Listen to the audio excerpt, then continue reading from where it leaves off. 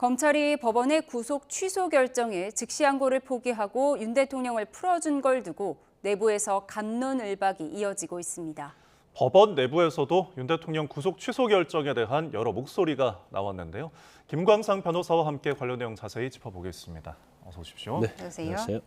네, 검찰의 즉시 항고 포기 결정, 검찰 내부에서 갑론을박이 이어지고 있다고 하는데 혹시 들으신 거 있으십니까? 한번 의견이요 굉장히 나눠지는 것 같아요. 예. 일단 즉시 항고를 해야 한다는 그런 검사도 굉장히 많은 것 같습니다. 그 이유는 여러 가지 있지만 특히 이제 구속 만기와 관련해서는 사실 이제까지 몇십 년 동안 날로 계산해 가지고 결국은 이제 송치하고 아니 기소하고 그랬잖아요. 그렇기 때문에 이걸 잘못됐는지 그렇지 않았는지 상급심의 어떤 판단을 받아보는 게 맞지 않느냐.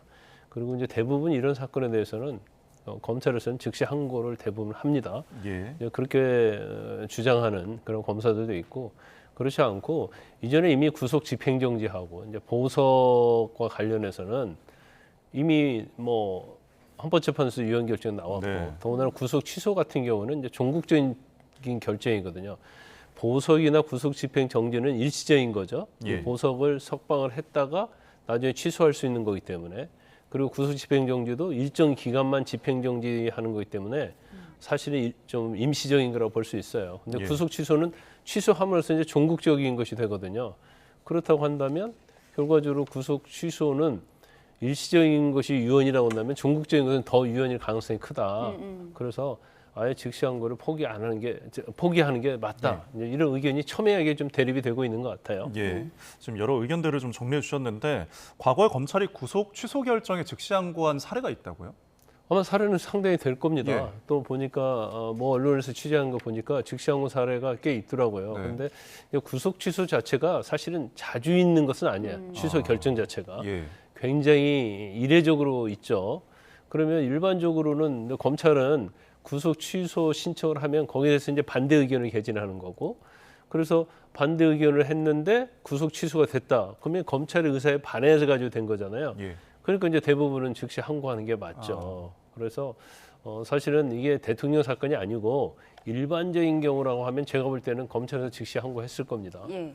그런데 일단 대통령의 석방과 관련된 거기 때문에 이제 예. 검찰 내부에서도 굉장히 고민을 많이 하고 이전에도 구속집행정지하고 보석에 있어서 유언 판결이 나왔기 때문에 유언 결정이 났기 때문에 네. 이건 당연히 유언이라고 볼 수밖에 없다. 그러면 항고를 포기하는 게 맞지 않느냐. 아마 이런 의견이 그 회의 때 예. 네. 특히 이제 검찰 간부의 지배적 의견일 가능성이 커요. 그래서 그렇게 결정이 됐다 이렇게 볼 수 있는데 이걸 순수하게 법적으로만 판단해서 그랬다고 보기에는 어렵고 예. 약간의 어떤 정무적인 판단 네. 그런 결정도 이제 가미가 됐을 거라 이렇게 봅니다. 네, 정무적인 판단이 가미되었을 것이다라고 분석을 해주셨습니다. 그런데 지금 비판하는 쪽에서는 위헌 결정이 나온 게 아니라 위헌 소지가 있다는 것만으로 즉시 항고를 포기했다는 점이 이상하다라고 비판을 하고 있어요. 그렇다면 과거 구속 취소에 대한 즉시 항고의 결론은 어떻게 나왔습니까? 근데 대부분 다 기각이 되죠. 받아들여지지 않았다. 받아들이지 않나요. 그래서 저도 사실 구속 취소 결정이 나온 이후에 검찰이 즉시 항고를 하느냐 안 하느냐에 대해서 항고를 해도 받아들이지 않을 것이다 이런 말을 한 적이 있죠. 그래서 예. 원래 처음의 결정을 거의 다 법원에서는 존중을 합니다.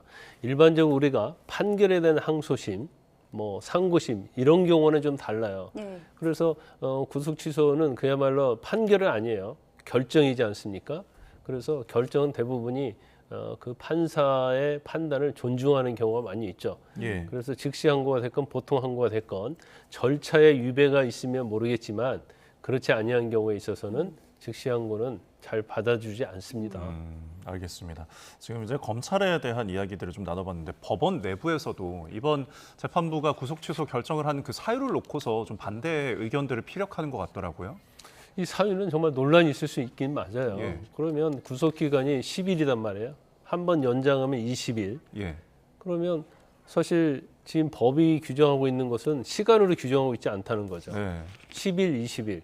그러면 일자로 해야 하는데 왜 시간의 개념을 여기다 도입을 해서 특히 이제 적부심과 관련된 서류가 왔다 갔다 하는 시간 이걸 여기서 왜 빼느냐. 그건 이제 맞지 않다. 예. 그런 아마 법률적 그런 의견 계시면 또 상당히 있을 거예요. 근데 그것도 틀리다고 할 수는 없어요.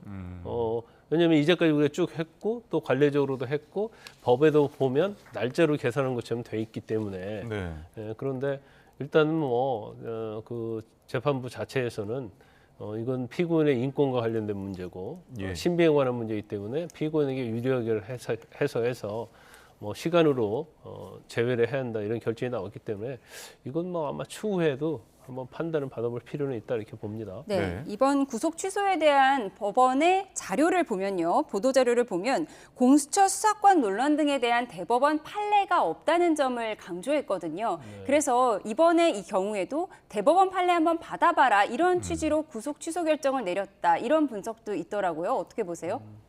아니 뭐 그것도 상당히 뭐 우리가 설득력 있는 그런 이야기가 될 수 있죠. 예. 그래서 재판부에서는 본인이 이제 뭐 아주 확신한 건 아니지만 자기가 생각할 때는 자기가 법률적으로 해석할 때는 딱 시간을 한 게 맞다는 거잖아요. 예. 또 이제 공수처와 관련된 부분도 수사권이 있느냐 없느냐 부분이니까 이거에 대해 즉시 항고하고 이게 만에 하나 즉시 항고 안 받아들이시면 다시 여기에 대해 또 불복하고 이제 이런 식으로 재항고하고 예. 이런 식으로 하는 게 또 맞다는 그런 주장도 제가 볼 때는 일리가 있어요. 예. 근데 결과적으로 법원에서는 즉시 항고 자체가 헌법에 위반된다 이렇게 판단할 수는 없거든요.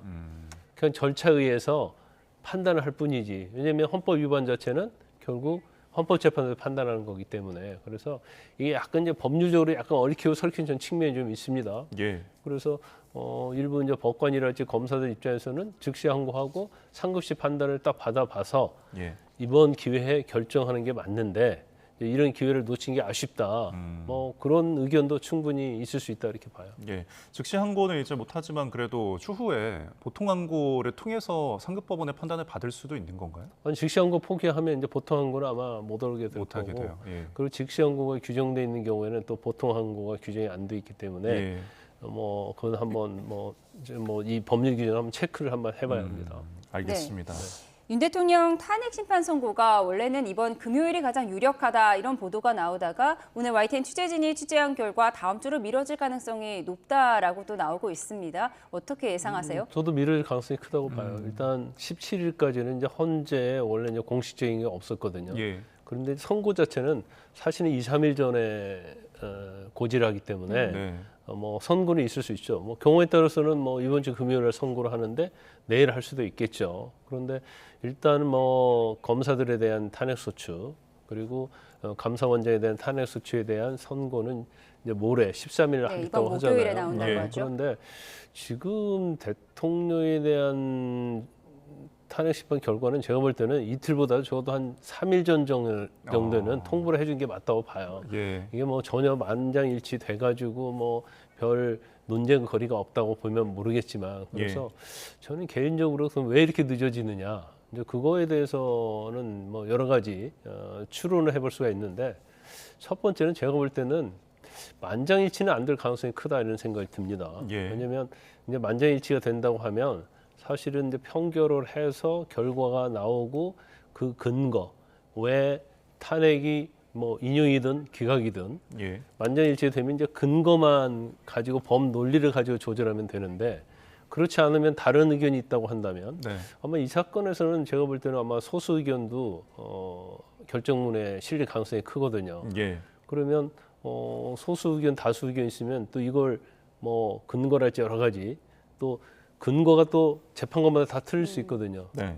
이제 그런 게 있을 수 있고 또 아니면 이제 증거조사한 부분에 있어서 거기에 대한 또 이견이 있을 수 있기 때문에 평의를 통해서 또 조정을 할 수도 있는 거고요. 예. 그렇지 않으면 뭐 아직 판단을 안 내린 그런 또 재판관이 좀 더 시간을 갖고자 하는 분도 있을 것이고 그래서 내부는 우리가 추론할 수밖에 없는데 예. 결과적으로 따지면 그냥 뭐 제가 틀릴 수 있습니다만은 그냥 만장일치로 가기는 좀 어렵지 않는가. 지금 시간적인 그러니까 흐름을 보면. 예. 그래서 결과적으로 이번 13일은 좀 어려워질 것이다. 그리고 이제 구속 취소 결정이 지난 주말에 났잖아요. 예. 석방도 지난 주말에 됐는데 이게 어떻게 보면 구속 취소와 이제 헌재 사건은 뭐 아주 직접적인 연관은 없어요. 그렇지만 직간접적인 영향은 있을 수는 있겠죠. 예. 그러면 이 부분을 무시하고 그냥 선고하는 것보다는 그래도 그 부분과 관련된 부분들, 공수처의 어떤 뭐 수사 권한과 관련된 부분이 조금이라도 있으면 이 부분에도 아마 의견을 나눌 겁니다. 그러다 보면 평의 횟수가 좀 길어질 수는 있겠죠. 예. 지금 뭐 매일 뭐 평일을 하는 것으로 좀 전해지고 있는데 그렇다면 결정문 작성, 뭐 초안을 작성하진 않았다고 볼 수가 있을까요?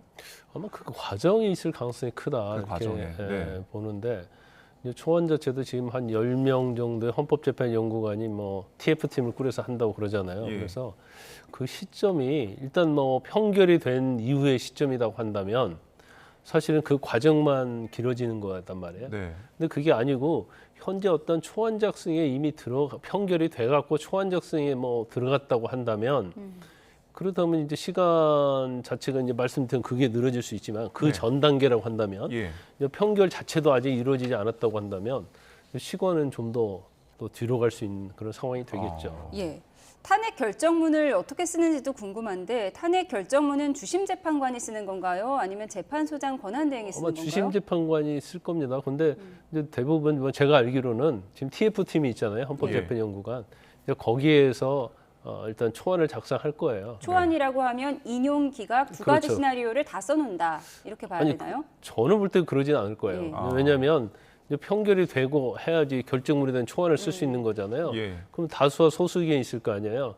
그러면 예를 들어 그 인용이 다수다 보면 인용 결정을 하기 때문에 그에 근거해서 쓰되 이제 소수 의견까지 여기에 뭐 지금 법에는 소수 의견도 공개하도록 되어 있으니까 경우에 따라서 뭐 헌법재판관들이 같이 뭐 공개할 수 있다 이렇게 되어 있으니까 이제 헌법재판관들이 어떻게 하느냐에 따라 달라지겠지만 제가 볼 때 이 사안은 뭐 당연히 소수 의견은 이제 공개될 가능성이 크고 예. 그다음에 그걸 이제 조율하는 과정을 좀 거치하게 되겠죠. 예.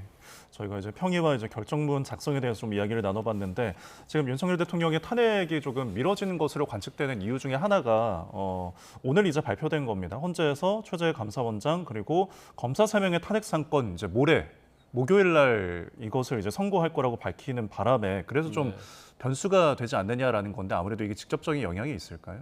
일단 뭐 헌법재판소가 대한민국 역사에 있어서 이렇게 많이 탄핵 사건을 짧은 기간 한 경우는 없을 거예요. 네.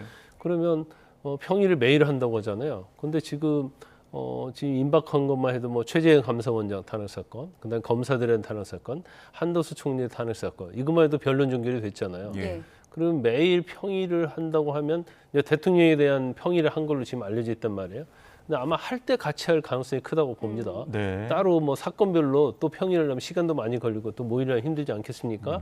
그래서 한 번에 모여서 그날 아마 할 거라고 이렇게 봐요. 그래서 감사원장이랄지 검사 탄핵 사건은 워낙 단순하고 간단하니까 예. 네. 이것은 제가 볼 때는 뭐 결론 내는 데는 어렵지 않았을 것이다. 그래서 좀 결론이 쉬운 사건부터 일단 결정을 하고 그다음에 이제 남아 있는 것 중에 중요한 것이 제일 중요한 것은 물론 윤 대통령에 대한 탄핵 심판 사건이지만 예. 한덕수 총리에 대한 예. 탄핵 사건이 이것도 굉장히 중요하거든요. 왜냐하면 제일 중요한 것 중에 하나가 과연 정족수에 관한 문제가 있거든요. 예, 아직 151명이냐 200명이냐 그렇죠. 가결 정족수에 대한 판단도 아직 안 내려졌잖아요. 그렇죠.